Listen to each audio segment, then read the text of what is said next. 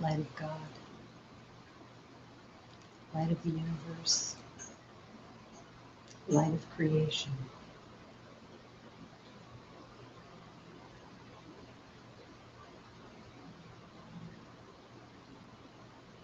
Imagine if you heard the words light of God from the moment that you were born,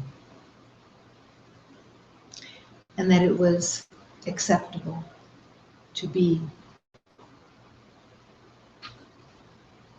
the heart of creation, that it was acceptable for you to have communication with divine beings, and that it was open and encouraged to inquire within who and what you truly are. Imagine having the ability to question whether your thoughts were of love or of pain and suffering.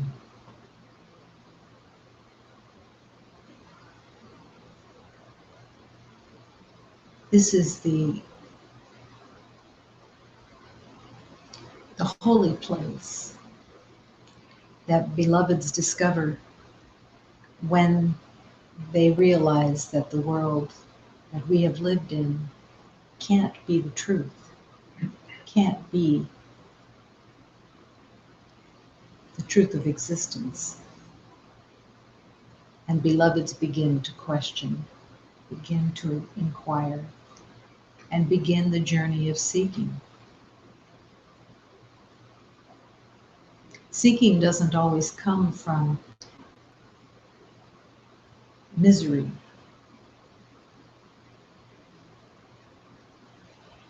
It sometimes comes from a spark within that is so strong that it can't be denied. Where someone touches you so deeply that you realize that they're not expressing from a regular place. And that realization that there's another way begins to really open. And eventually, beloveds become at peace with the realization that you are the light of the world. And that God walks with you wherever you go, in such a close proximity that there is no separation anymore. You don't know where you begin and where God begins, because you are so deeply entrenched.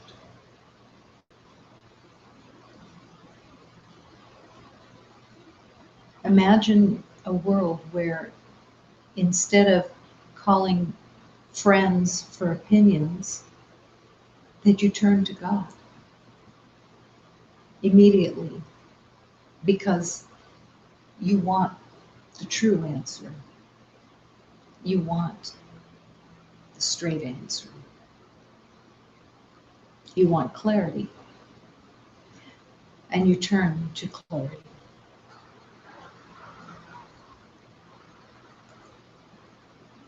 This is the universe that beloveds who walk the path of intention come to. But imagine if when you were in a small body of a child, it would have been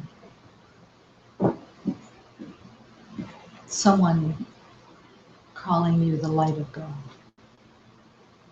someone acknowledging the wisdom that is in each beloved. Someone offering love without conditions. But now, all of that belongs to everyone. It wasn't there through other beloveds in the past, but it is here now. It is here, the truth is here, the light is here, love is here. And the more that that's accepted, and the false world of difficulties and problems and battles cease to exist, because you no longer want to dance that dance. And the illusions within the world shift and change constantly, but you're no longer at the effect of that movement and that change. You turn to God first. What would you have me do? How would you have me look at this? What would be most helpful? I don't know. And the words I don't know become heaven sent. Thank God I don't know, but thank God, God does. Thank God I don't know, because if I thought I knew, I would just bring more of the same of the past, of thinking that I had the answers. And what a beautiful realization that all those answers were made up from the past. And yet God was always there with the answer.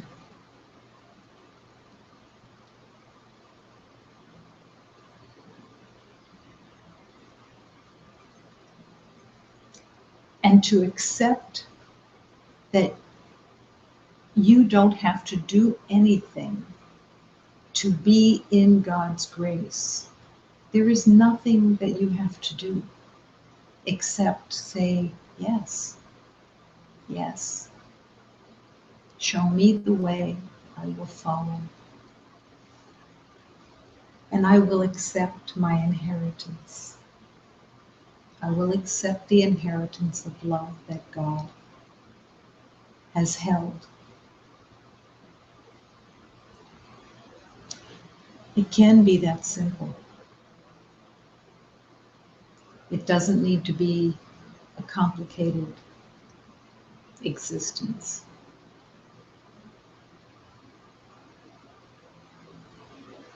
And how could it be simpler than to realize that love is always provided?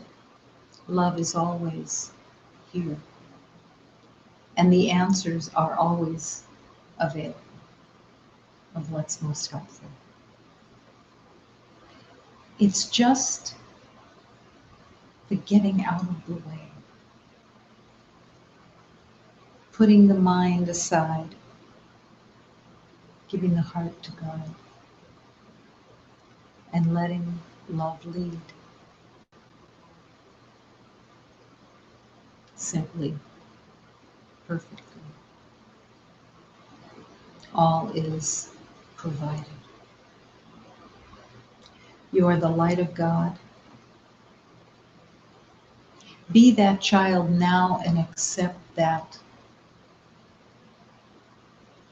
truth. You are the light of God. And there is no danger. Only love. And in this moment of that love, accepting wholeheartedly that this universe is all love, wholeheartedly. The sanctuary is filled with love, because love is all that is accepted. There is only one presence here, unseen and yet encompassing all. The life force of God. Within this life force we live and move and breathe, if we choose, in the life force of God itself. We live and move and breathe in the life force of God because we surrender. We surrender, we allow, we accept, we follow. Easily, effortlessly, we say yes, only to love.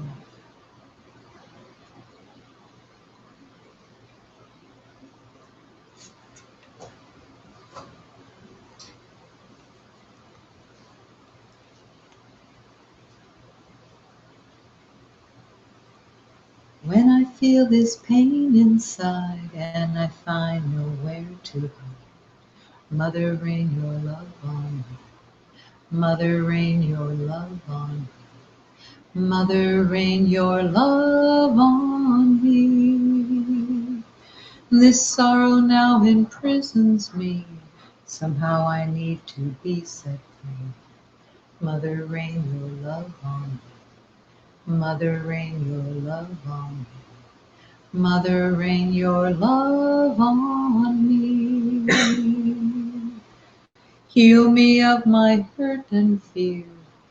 Reveal the face of God's soul.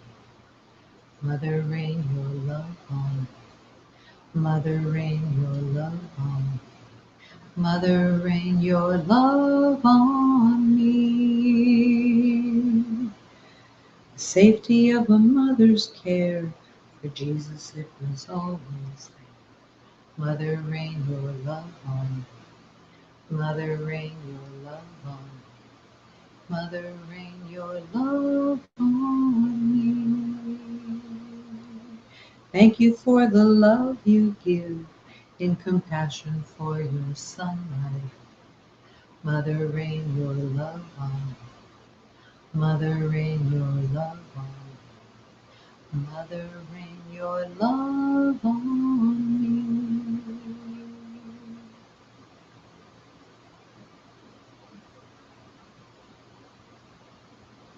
Mother, rain your love on me. Your prayer can be right on the edge of a demand. Mother, rain your love on me. It assumes that the Divine Mother wants nothing else except to rain her love. And when you invite it in that way, Mother, rain your love on me, you are recognizing that that love is always there. And all you have to do is open the door to the invitation.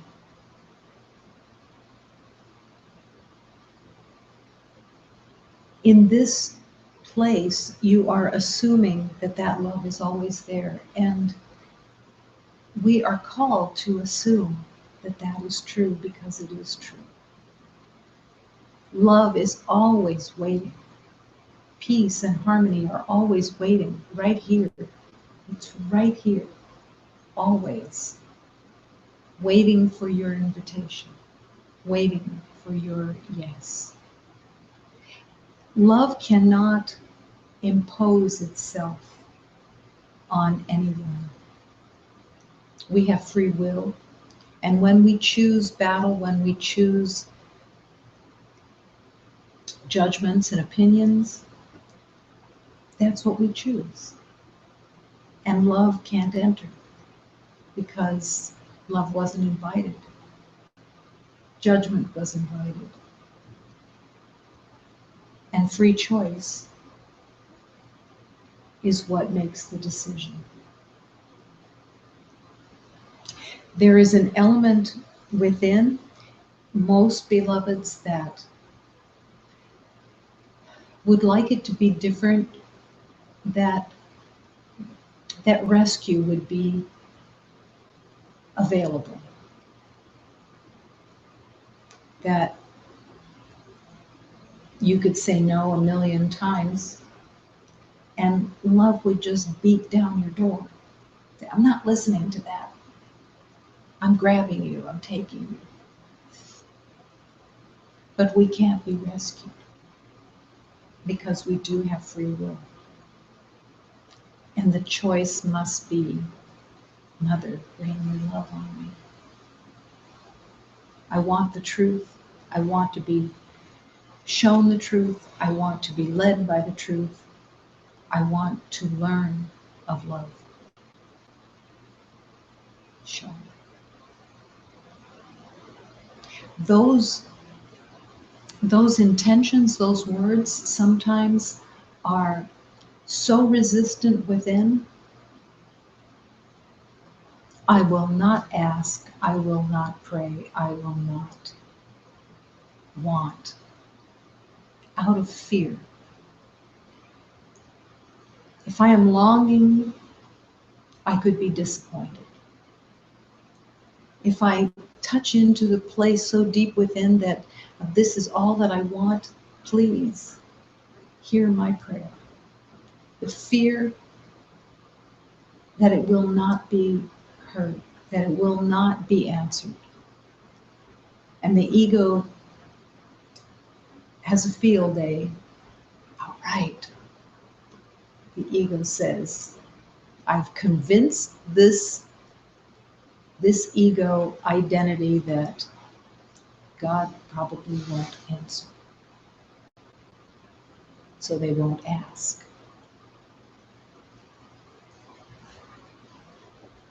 But the only little piece that's missing is the willingness. The willingness to pray, the willingness to invite, the willingness to want that guidance to be clear and present. Eventually, every beloved who is afraid to ask out of an unconscious belief that they will be disappointed finally makes that leap of faith and says, I can't wait any longer. I have to ask. I have to ask. Mother, rain your love on me. Rain your love on me.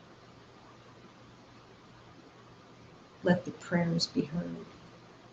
Let the heart speak.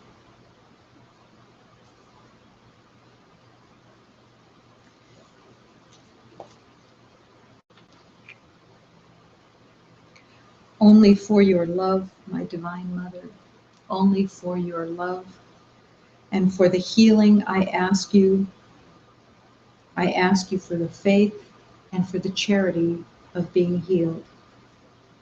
Only for your love, my dear Mother, I ask to be healed in this moment as you know what is most helpful. I invite the healing. I invite in the name of the Divine Mother. I say yes. Only for your love. I ask for healing.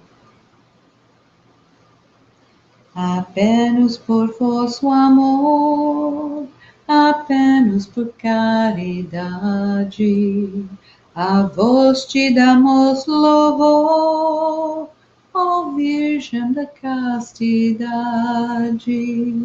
Apenas por vosso amor, atendo nosso chamado, ajuda nosso cessar a curar a necessitado.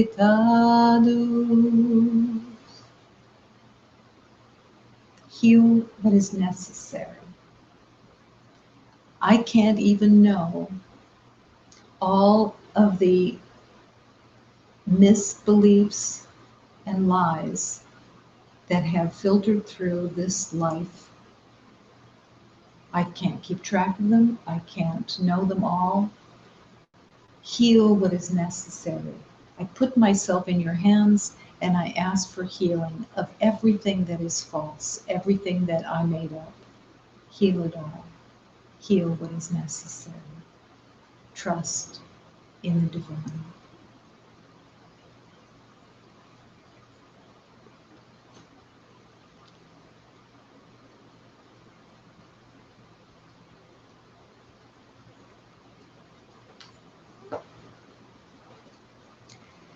Prayer being the power that brings us and returns us to the awareness of God. You are generous to me, dear Lord. You have taught my soul to trust you. I have crept beside you and found shelter in the shadow of your wings. My great joy, dear Lord, is to praise you. I will sing and awaken the dawn. Wake up, my soul, wake up. Music in the depths of my heart. I will praise you, dear God, to all people and inspire them with my joy. For your light is higher than the heavens, deeper than the mind can plunge. Your truth itself and your grandeur is spread over all of the earth. My great joy is to praise. Life becomes the simplicity of all that is of God is worth being praised. And a happy heart can't stop praising. Again, a happy heart is just singing, I'm so glad I was mistaken. I'm so glad that I wasn't right. I'm so glad that what's carried in this mind was not the truth. Thank God. Thank God.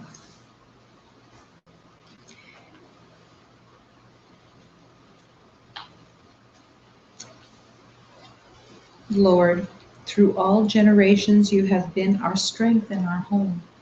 Before the mountains were born or the oceans were brought to life, for all eternity you are. 1,000 years in your sight are like yesterday when it passes.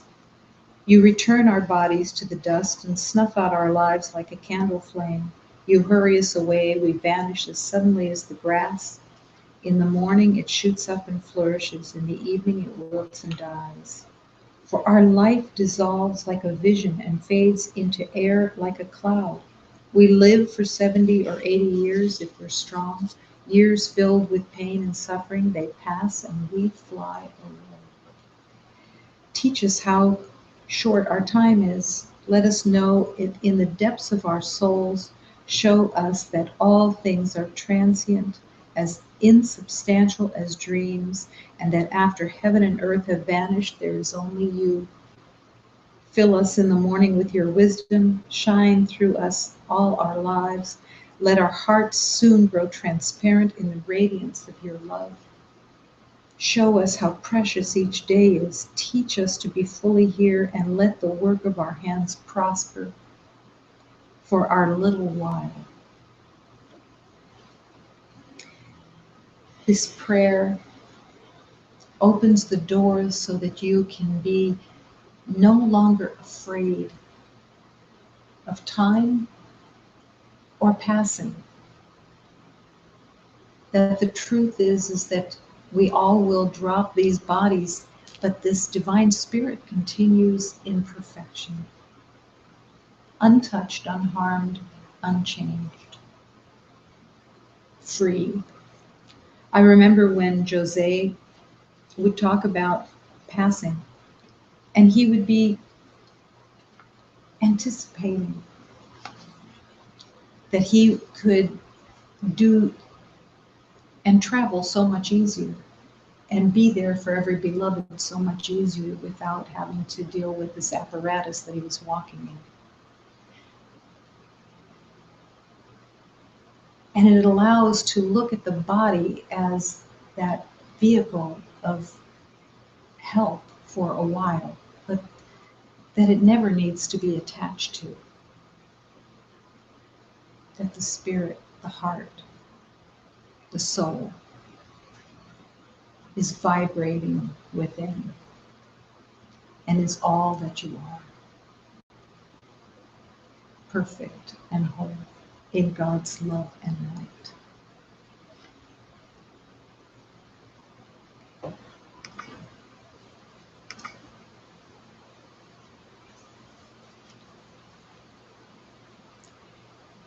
Everyone should be honored like this. When people come to my home for the first time, if they do not lean toward being too proud, I will kneel before them and ask for their hand and place the back of it against my forehead. Everyone should be honored like this. What else can make you grow to your full height? I am one of God's pillars in this world and a proxy too, always carrying out his wish. And what of those for whom it would be best if they not see me? Humbly before them on my knees until they are ready. Well, at night in my prayers, I place my head upon their feet. I plant and help awaken a sacred realm in all who have entered my mind and heart.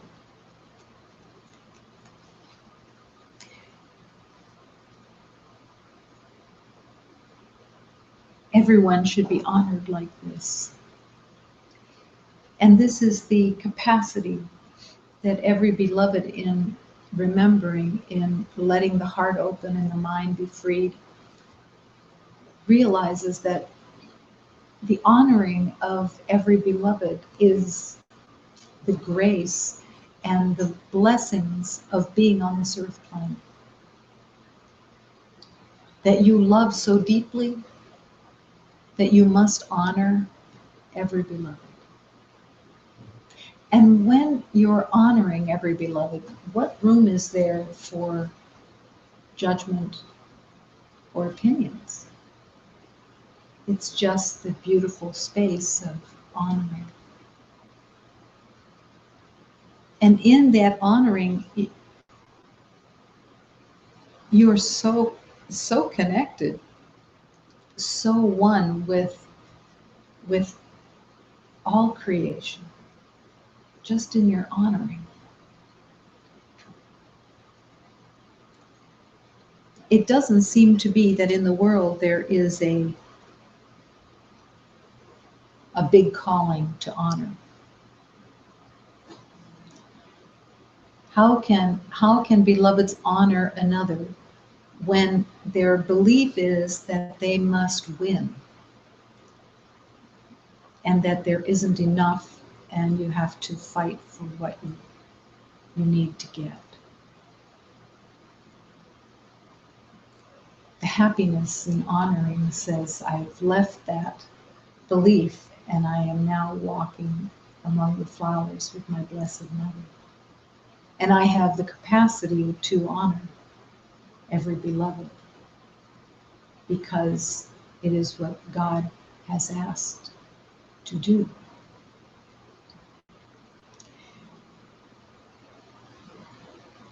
I kneel before them.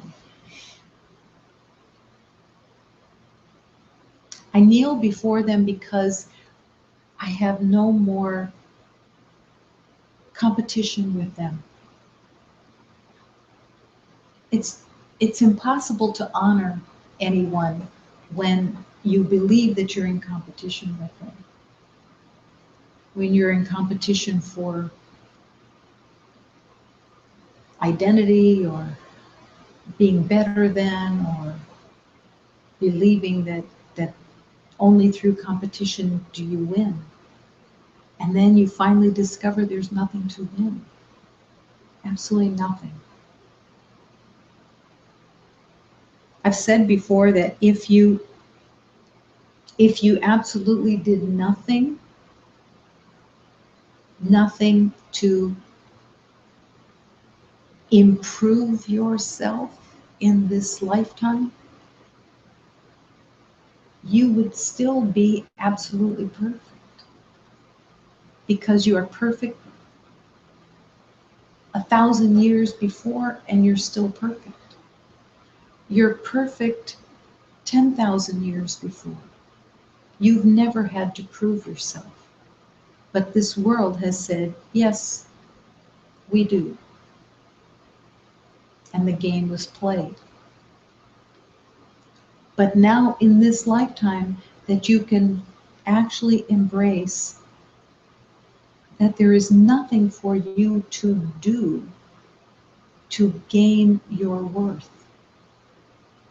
How you serve humanity will be your joy and your hint of heaven while on this earth plane. But it will not ever prove your worth. You have no worth to prove in that way. It is guaranteed, established, and it cannot be changed. Never can it be changed. You can do nothing that changes the truth of your perfection. When you embrace the perfection that you are, it's a natural way is to then honor everyone who comes, because your perfection has to see their perfection. It can't be without that awareness. Love has to recognize love, and does. And once you've opened to the love that you are, you can't do anything else but honor everyone for the love that they are. The extension, the reflection of God that everyone is. How do you change your mind to let go of all of the insanity that the ego has made? So there is a prayer. It's not really a prayer, but it is a statement of truth. I rule my mind,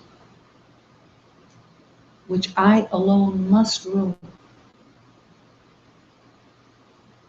At times it does not seem I am its king at all. It seems to triumph over me and tell me what to think and what to do and feel. And yet it has been given me to serve whatever purpose I perceive in it. I am the ruler of my mind. I choose. My mind and heart can only serve. Today I give its service to the Holy Spirit by choice, to employ as He sees fit.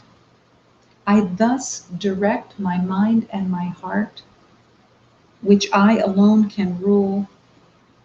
I have set it free to do God's will. I have set it free to do God's will.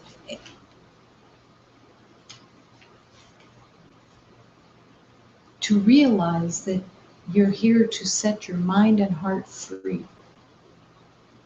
To no longer allow it to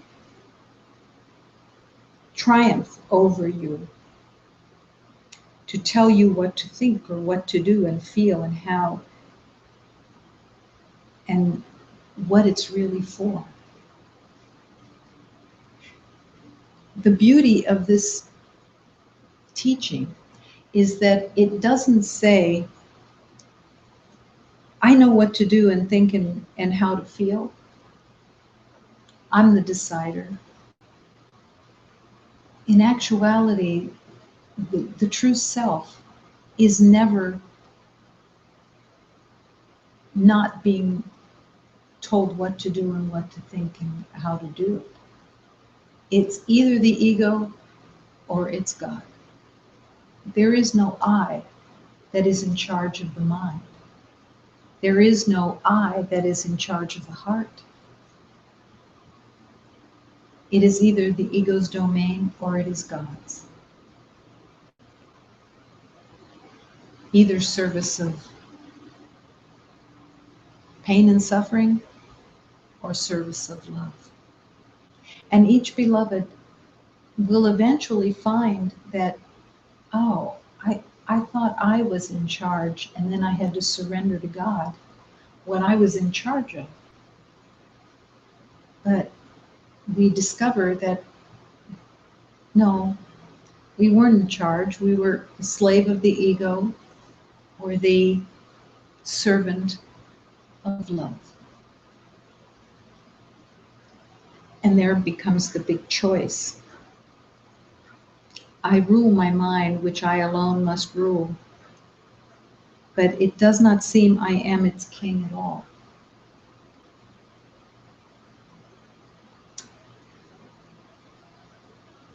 You are the ruler of your mind as you surrender it.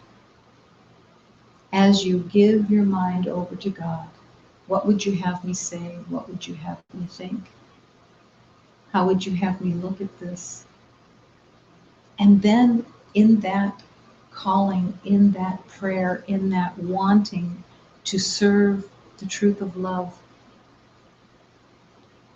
all of the past slavery of the ego begins to fade away. It's seen for what it is, and it's no longer wanted or admired. There is an admiration within the world for the ego. There is an admiration when an ego identity thinks it won and that somebody else lost. There is an admiration when you think you have a separate idea and that it came just to you.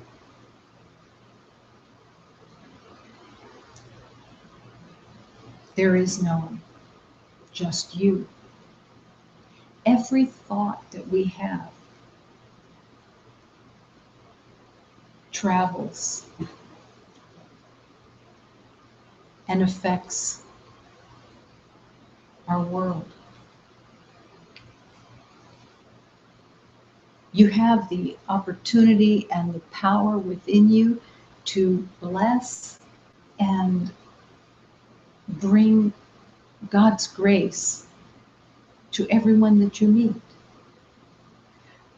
How can you bring God's grace to other beloveds and not be using words that will make them run the other direction?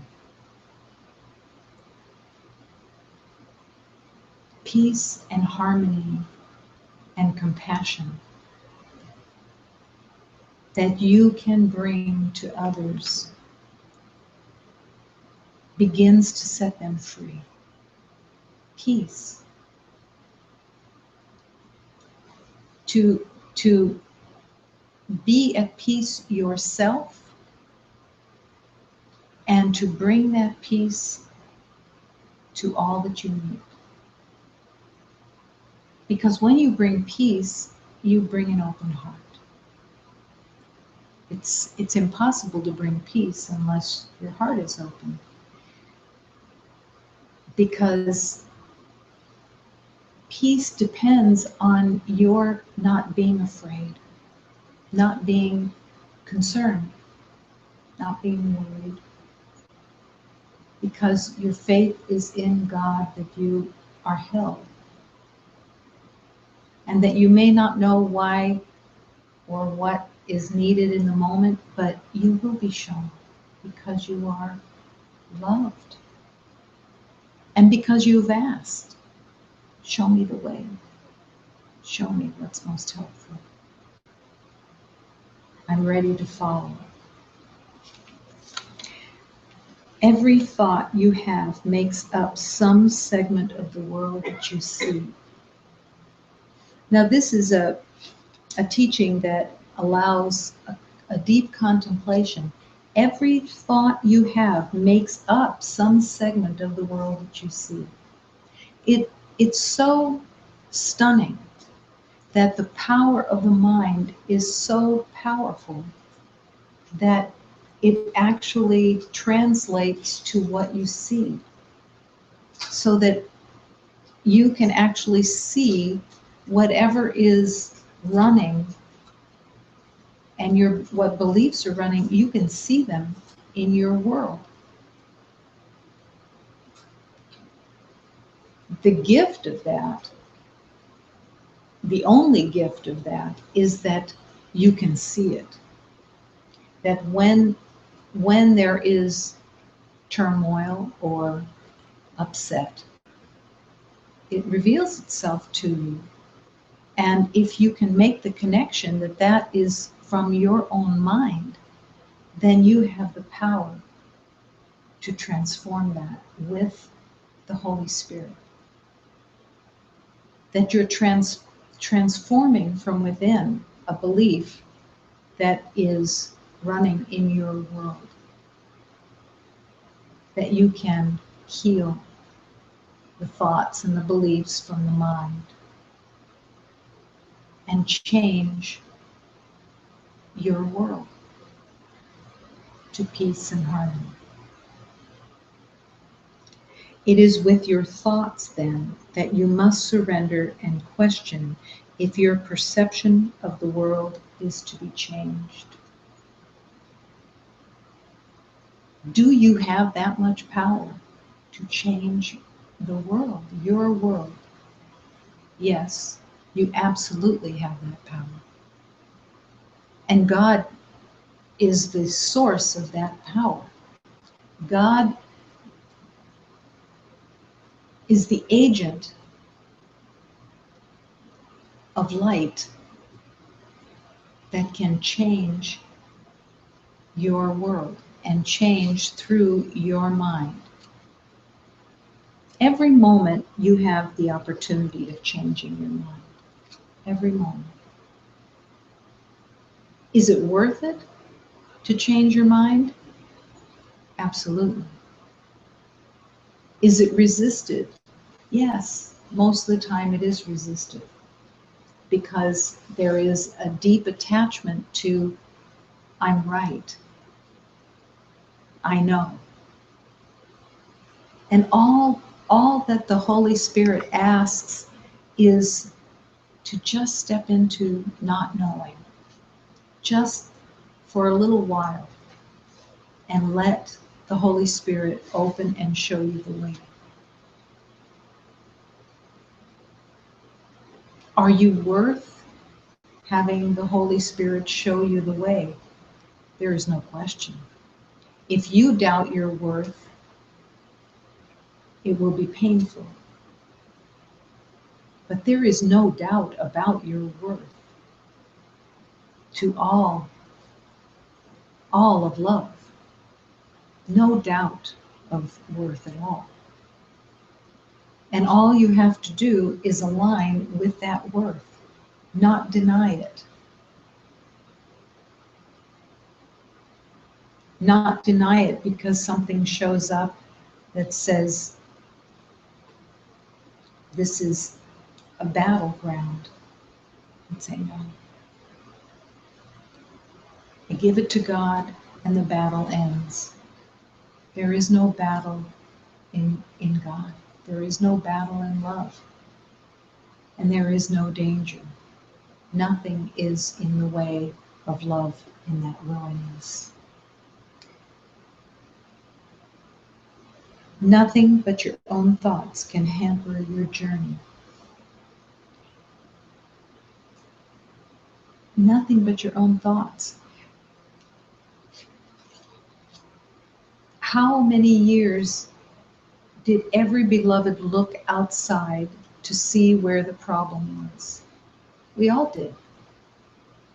I sure did.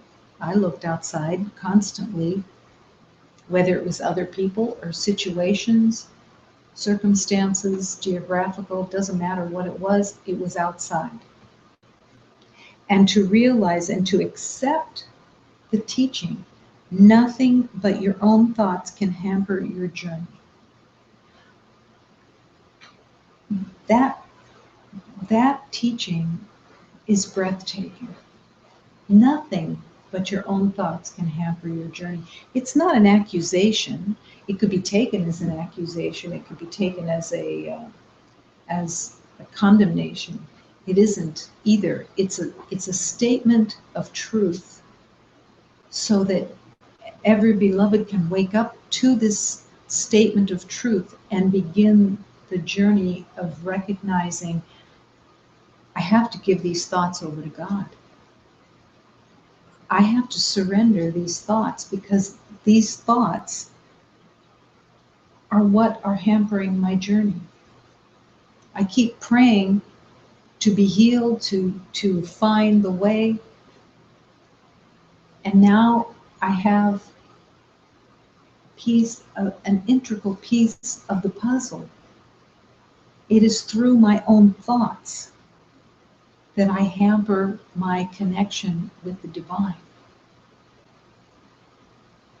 So can I pay attention to my thoughts? What are those thoughts for?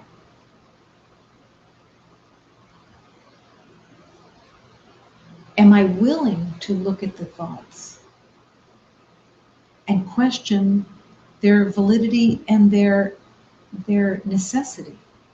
Because I want to heal. What's in my way?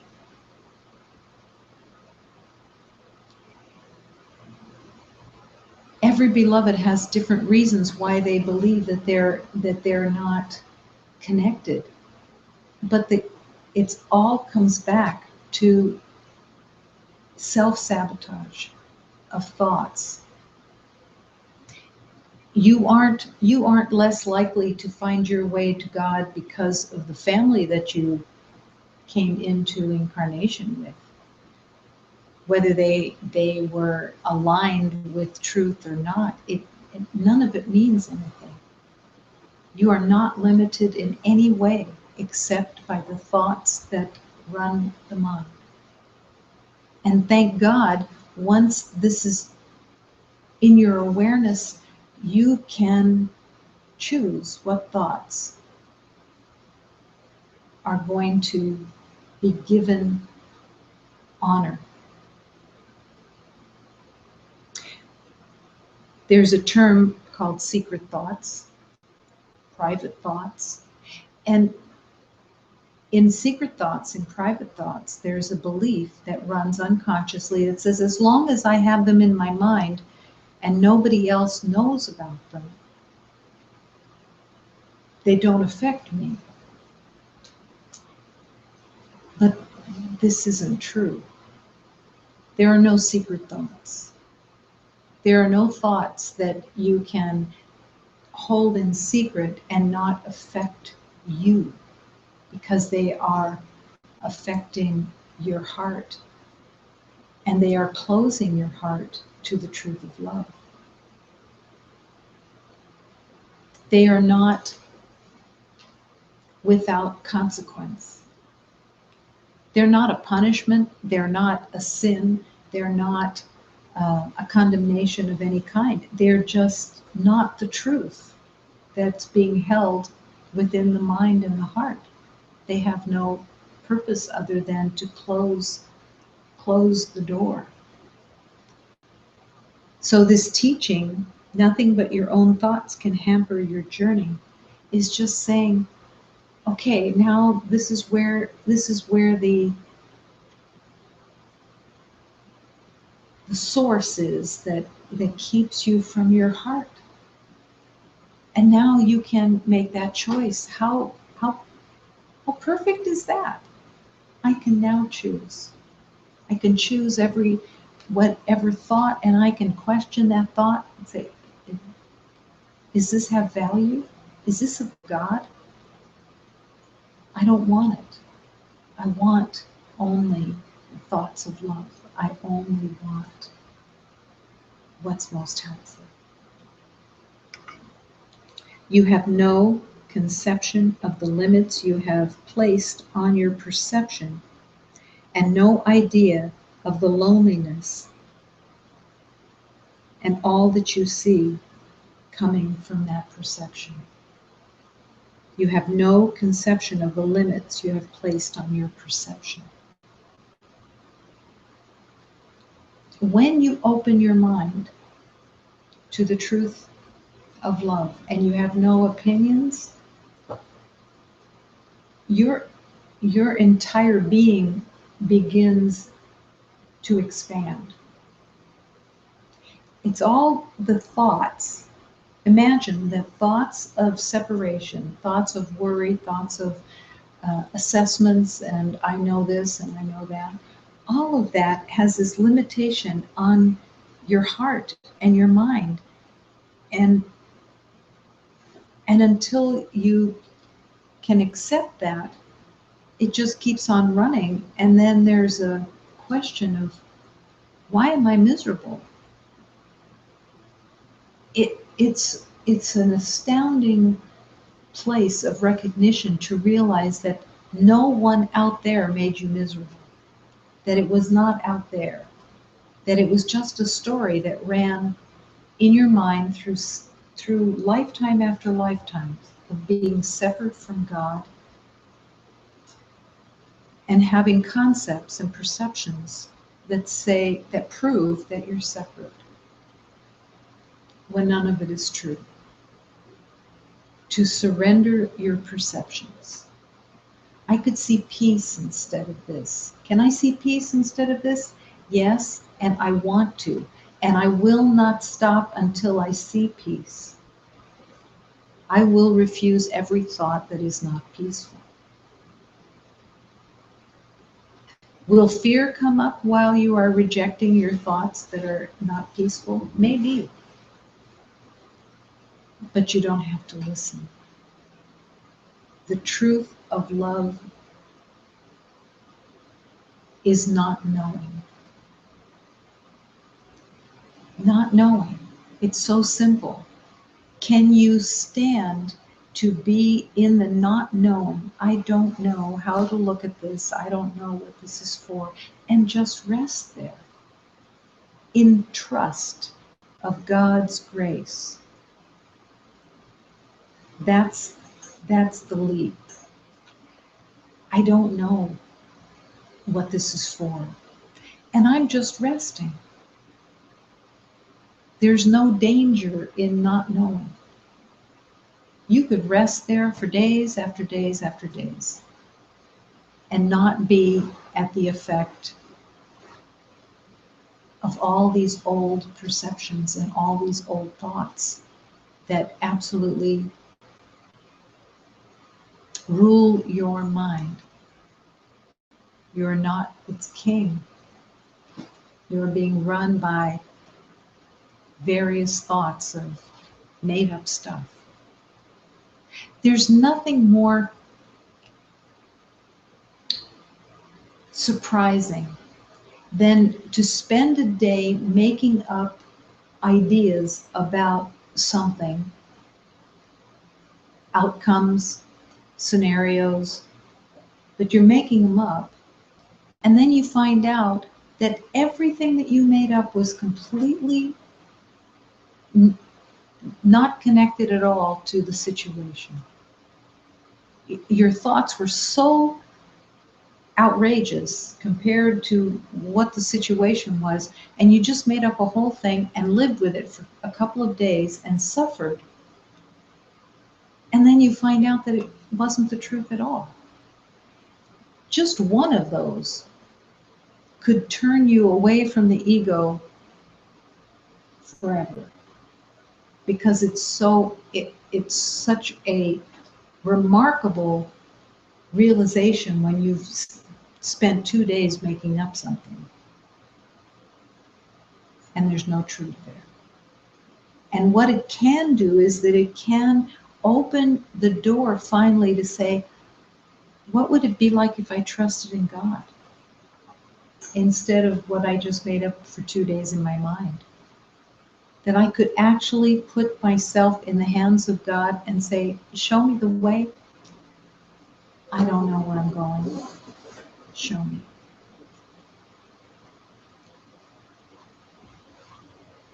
that is what every situation offers. There's nothing more ridiculous than spending 2 or 3 days in the mind thinking of what something means and then finding out that it means nothing of what you were making up.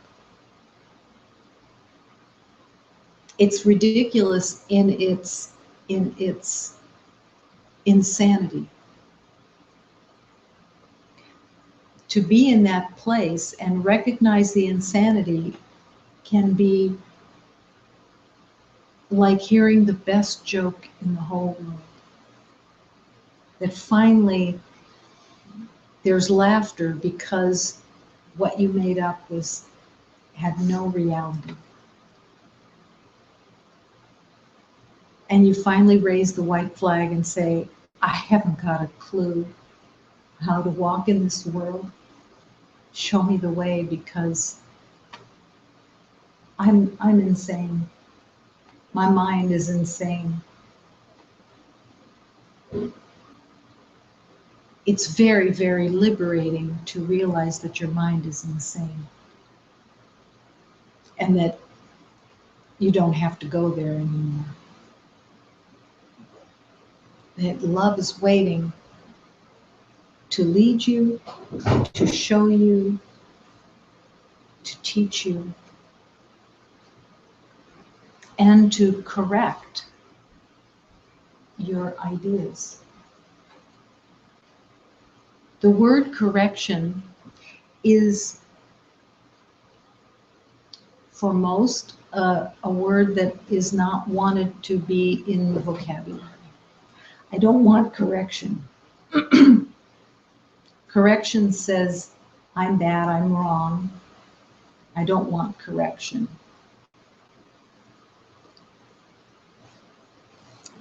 Correction is the gift of grace. I had to get to a place where I invited correction all the time. Correct me. I'm here to be corrected, because what is correction? Correction is just you're walking in the wrong direction. You're looking in the wrong direction. You're walking toward a cliff. Do you want to be corrected, or do you want to go over the cliff? I wanted to be corrected.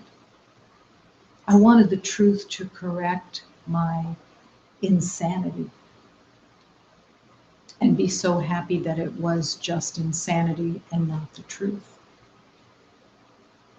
I wanted that correction. Every thought I wanted corrected. So how many illusions a day are there with all the thoughts that run? Every single thought is an illusion. And you don't have to believe them. They're not coming from the source of God. They're coming from a world that says this world is real, except it's all temporary and it's all painful and it's not your friend. And then there is the real world, which is your friend, which is waiting for you in this present moment.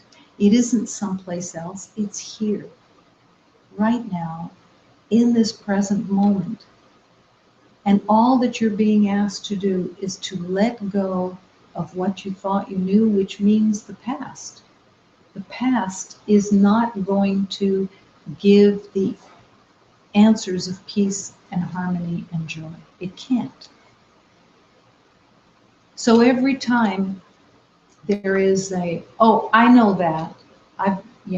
That's familiar to me. Toss it out the door. And begin with, I don't know. I don't know how to look at this, and I don't know what it's for. But God will not leave me without direction. God will not leave you without direction. This is not a game of cat and mouse where you have to chase anything.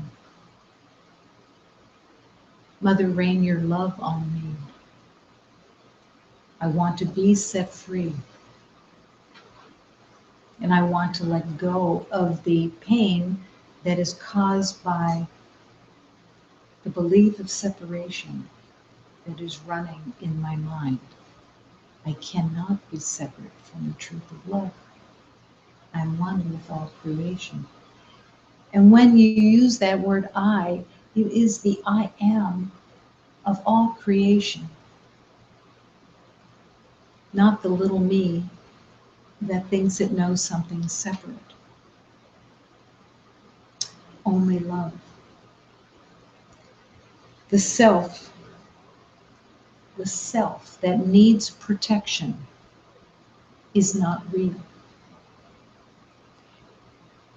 It seems that it was real, and you believed in the pain and the suffering and the fear. But the self that is asking for protection and looking for a defense is not real. In my defenselessness, my safety lies, is the realization that your defenselessness is beyond safety, that there is nothing that can hurt you. The word safety doesn't even count, because you cannot be hurt. Your divine spirit is completely without harm. It cannot be harmed in any way. And we must become undefended. It is essential for healing, undefended.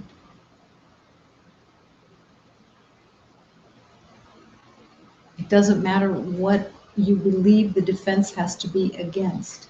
If it's somebody that has a thought about you that is an opinion, means nothing. Absolutely nothing. It isn't real. It's coming from a mind that has made something up, and it has no reality. And the only thing with every thought is to come back to love. I must love. I must forgive all of the beliefs that there is a battle, that there is another, and that everything that I believe I see coming from anyone is just what I carry in my own mind. What a perfect healing. Imagine, you can never heal, you can never get anyone else to change. You could spend 100 years trying to get somebody else to change, and they don't have to change. The only place to change is from within, to be not at the effect of anything except to see a call for love. That's it.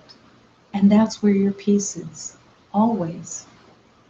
There is no problem. There is nothing missing. There is no other. And there is no battle. The end of battle is in your heart and in your intention.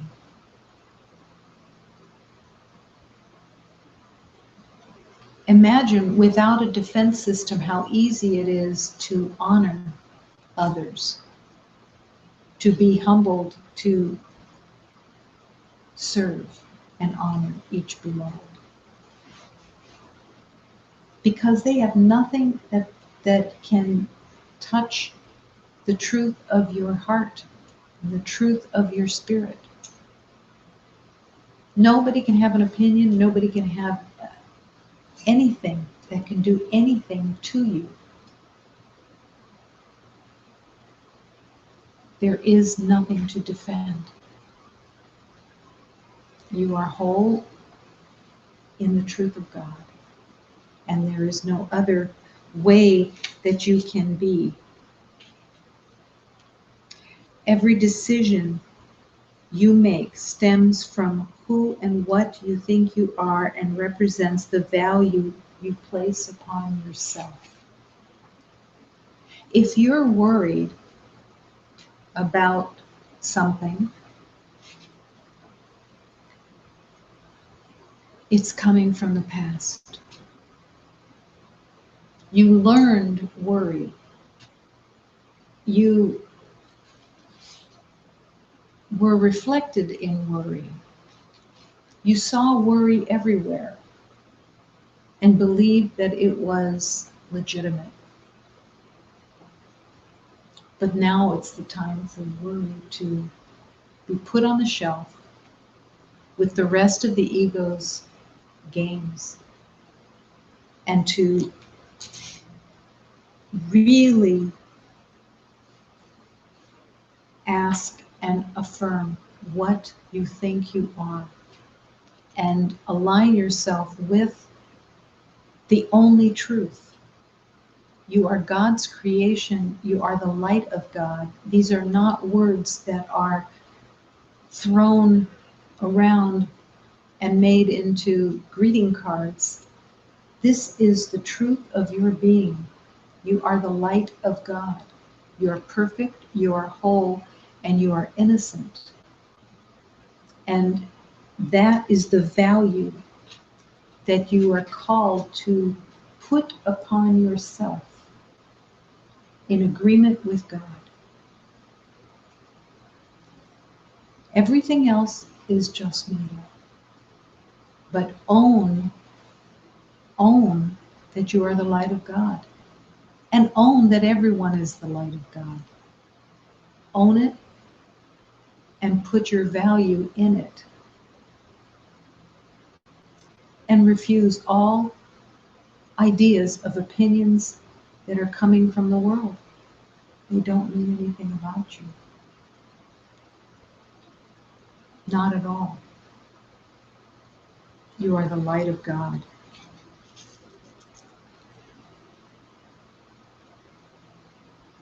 Everything that you have looked for is already within you. Imagine that the search can stop. And everywhere you would have looked outside, you now look within. What am I believing? What old belief am I allowing to run? Because nothing is happening. This moment is complete and whole. It is where love exists. It can only be here in this moment because there is no other. And when you accept it in this moment, the past disappears. You have no past. And the future, it disappears because you're not concerned with it.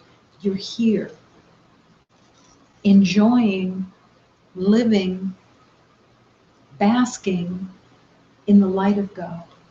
Because this is where God's light can only be, is right here.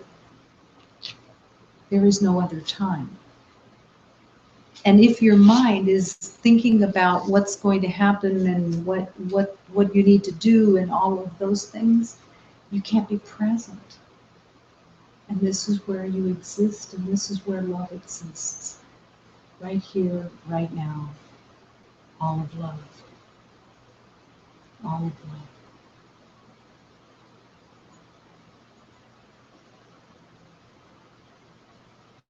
One with God in this moment. Only love.